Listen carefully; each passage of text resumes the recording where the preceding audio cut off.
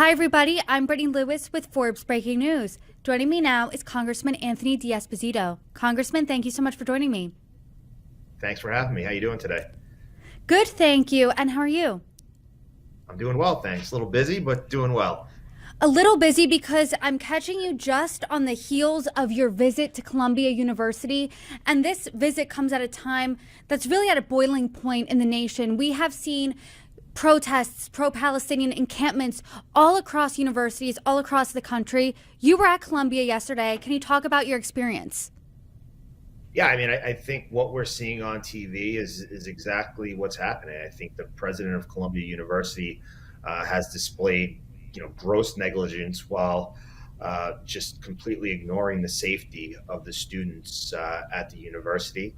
When she testified in front of the Education and Workforce Committee, she actually refused to say if the phrase "from the river to the sea, Palestine will be free" is anti-Semitic, and that really should have been, I guess, the switch that went off for everybody as we watched the recent events unfold as to how Columbia would be handling it. There's more than 100 Columbia professors that signed a letter defending students who support the military action by Hamas, a terrorist organization. So more than 100 of the professors at Columbia University support the military action by Hamas. This Hamas that raped, pillaged. We have, audio. I've seen footage from that day where Hamas terrorists actually called their loved ones and were about the fact that they killed Jews with their bare hands. And we have Columbia professors signing letters defending students who support Hamas. What we've seen over the last few days at Columbia, and the fact that the president and the administration, the board of trustees at Columbia, has decided that students are not safe enough at the university, that they should be learning virtually, is absolutely insanity. I was there yesterday with my colleague from New York, Congressman Mike Lawler, as well as the county executive from Nassau County, Bruce Blakeman, and Sid Rosenberg, who's a radio has a radio show here in New York, and we wanted to be there because we wanted to express to the Jewish students that there are people that support them. When you go into Columbia right now in the streets around it, there are hundreds of pro-Palestinian, pro-Hamas, pro-Hezbollah supporters. And very often, I was a detective in New York City, and I know that very often, the loudest voices are the ones that seem to be heard the most. And we wanted to make sure that the Jewish students at Columbia know that there are people that support them, that there are elected officials that are actually out there supporting them, working on their behalf and trying to keep them safe. People that are governing not just on their next tweet that's going to go viral, but actually doing the work that they were elected to do. And that's really why we visited Columbia, so that they knew that there was people supporting them. And I think what we saw there, again, is exactly the issues that we're facing. Thousands of people protesting. And I've spoken to some of my law enforcement colleagues that I used to work with, and we're seeing some of the same protesters. Obviously, they're wearing masks and they're covered up. But when they are arrested, if they are arrested, we've already seen some of those protesters are the same protesters who protested the BLM and during the BLM riots. So, these are paid professional agitators who, quite frankly, are wearing shirts and headbands. I am Hezbollah. I am Hamas. They are praising terrorist organizations, and it needs to stop. There have been some accounts saying that the protesters in the encampment are largely peaceful on campus, and then when you get outside of campus, outside of that gate, there's a divide. There's more chaos there, more incendiary language. Was that your experience when you were there? I think it was a mixture of both, but I think what really the focus is that the students on campus are in fear for their safety. That's the problem here, and that's really what our message to the president is that she should resign. She has parents and guardians spend a lot of money to send their kids to Columbia University.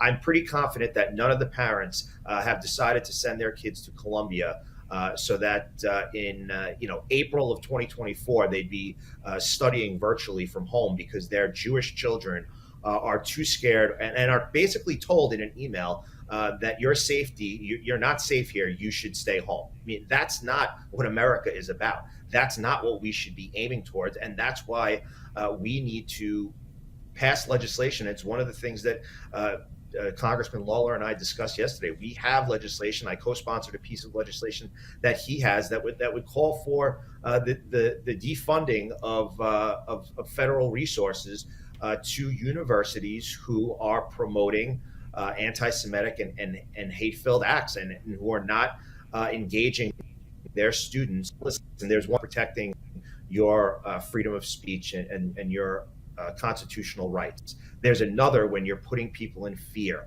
There's another when you're walking through the streets of New York City with flares and lighting flags on fire. It's an issue, and that's one that we need to face. The legislation you're referring to is the Anti-Semitism Awareness Act and the Stop Anti-Semitism on College Campuses Act. Do you have Democrat support for those two? I believe there are co-sponsors that have signed on from the other side of the aisle.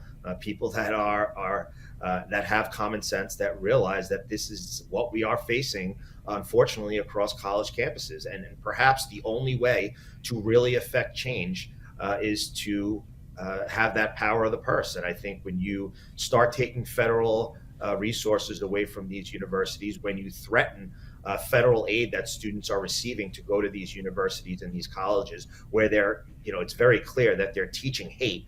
When you have 100 professors who sign on to a letter defending students who are praising Hamas, that's a real issue.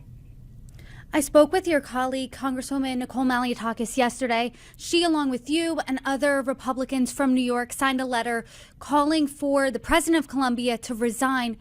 Can you talk about that a little bit? And also, is that enough? Would that change anything at the university?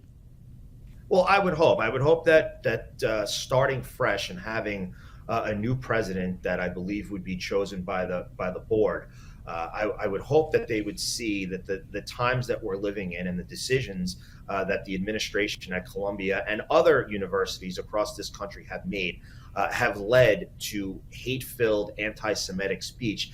And again, the fact that you have students on campus that do not feel safe, that were afraid to go to their first Seder last night during Pesach because they were in fear for their safety.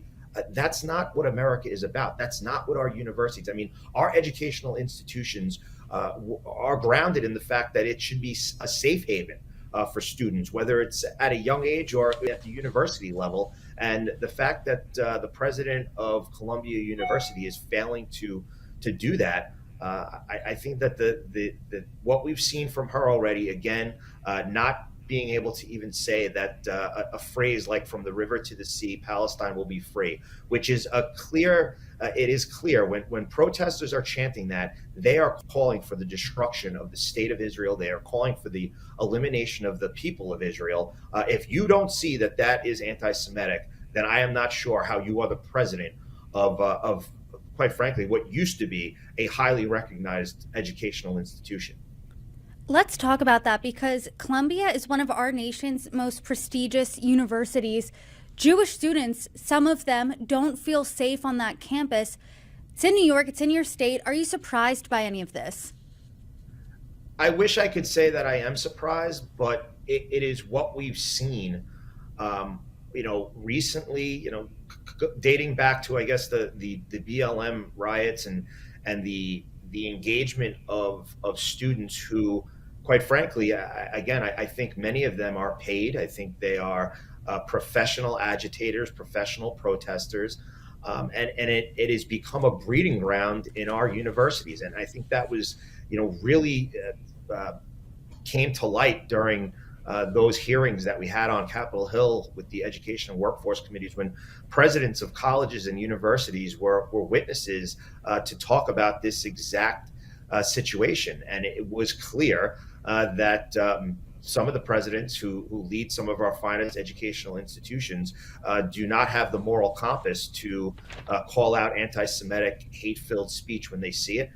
They have the inability to draw that line between protecting someone's freedom of speech and protecting them protecting their safety. And that's a real issue. And again, we should be in this world, in the United States of America, be able to walk and chew gum at the same time. And the fact that presidents of these educational institutions just can't do that is a serious problem. And that is why it is come to Capitol Hill. That's why there are hearings being conducted, because we have heard from our constituents. I mean, I represent one of the most Jewish districts in the entire United States of America. And these individuals who are upset, they're not conservative Republicans. They're not just Democrats. These are people who just have common sense, who are sick and tired of the hate that is coming from universities, the anti-American agenda that's being bred in and taught in places of college universities across this country. Congressman, I know that you have a background in law enforcement. Is there evidence that you've seen that some of these demonstrators, that these agitators are professional or paid? Yeah, absolutely. I mean, without getting into too much, there has been, there have been individuals who have been identified that have been protesters in previous demonstrations before, having nothing to do with Israel or Hamas or Palestine or Hezbollah. So it's either they feel very strongly about a lot of social issues, or they are paid agitators, right in New York City. That are there to spark hate and to create havoc. And is there any indication of who's paying them? Well, I think that that conversation is one that's been going on for a long time now. I think that we see individuals like George Soros who are hell bent on creating chaos and havoc and promoting this far left progressive agenda. So I would assume that it is individuals just like him, or individuals who are connected to his hate. I am curious what you think about the Biden administration's response. In light of the protests, the White House released this statement in part, quote, "While every American has the right to peaceful protest, calls for violence and physical intimidation targeting Jewish students and the Jewish community are blatantly anti-Semitic, unconscionable, and dangerous." What do you think of their response, A? And B, do you think the Biden administration has done enough? Now, the Biden administration has not done enough. And quite frankly, they have been at the forefront of undermining Israel. We saw a few weeks back where the Senate Majority Leader, the highest ranking Jewish elected official in the country, Chuck Schumer, called for the removal of Prime Minister Netanyahu just days following the attacks. Or weeks following the attacks. I compare that to on September 12th, 2001, a foreign leader calling for the removal of the president of the United States. It's absolutely insane. And when you have the president and the elected leaders from the Democratic side undermining Israel, that is also a trigger to our other adversaries, to China, to Iran, to Russia. So no, I don't think the Biden administration has done the right thing with regards to Israel. And that's not just me and my thoughts. There have been polls done recently where young voters, new voters, who have historically been, towards the Democratic Party, are pledging that they are going to vote Republican in the November election because they are not happy with the way that Joe Biden handled the conflict in Israel. And I think that what we're seeing is that he knows that it's an election year. He has people that have read polls. He realizes that in places where he does or has done very well, he's completely underwater. His poll numbers are in the dumpster, and that dumpster is about to ignite. And when you have far left progressives like Rashida Tlaib and Ilhan Omar telling their people not to support Joe Biden, and he has issues in places like Minnesota and Michigan, he's making these decisions because he's pandering to the left because he wants to make sure he can get their vote. That's what this is about. And by doing that, you make this country look weak, and you give our adversaries, again, China, Russia, Iran, you have them looking at America that we are weak, that we don't have strong leadership, and that's a real problem. Do you think his Israel policy would be different if it wasn't an election year? Absolutely. I think that what we're seeing again, and in the decisions that he's making, whether he believes in them or not, whether his the decisions that the decisions that he would make in an off-year election, whether he believed them or not, I do believe that his decisions would be different. And right now, what he's doing is pandering to again those far left progressives because he's afraid he's losing the progressive side of his party. And quite frankly, in places like New York, you're seeing moderate Democrats who are no longer voting Democrat because they feel like they lost their party. I mean, take my home county of Nassau County. Democrats outnumber Republicans by 140,000. Republicans control every county-wide office, including the county executive, the district attorney. Republicans control both cities and all three towns in a county where we're outnumbered by 140,000. And that's because Democrats don't feel like they have their party anymore. And the only way for Democrats to win are to their far left and their crazy agenda. There have been calls for Columbia for tuition reimbursement because classes have moved to virtual learning. Do you support those calls? Listen, my feeling is that there should be no virtual learning. I think that the students should be on campus. The fact that Columbia is giving in to these hate-filled agitators, to these protesters, they're giving them the win. There's no reason why these Jewish students should feel threatened, shouldn't feel safe on their own campus. And what the president and the administration should be doing is everything in their power to make sure that those students feel safe and continue to carry on with class on campus. That's what this is about. The fact that they're giving up and they're saying, go home because we can't keep it safe. I mean, they're throwing in the white flag because they don't want to get in the middle of an issue between these again, progressives who are praising terrorist organizations and students who just want to learn. We're seeing these images from the campus protests that, like I said earlier, are happening nationwide. What do you think is missing from the national conversation? I think what's missing from the national conversation is that this is about a reaction to a terrorist attack on an ally of the United States of America. On October 7th, Israel was attacked, and this has been compared to their worst day in their history since the Holocaust. I mean, again, I've seen raw footage from that day. People decapitated, babies killed, women raped.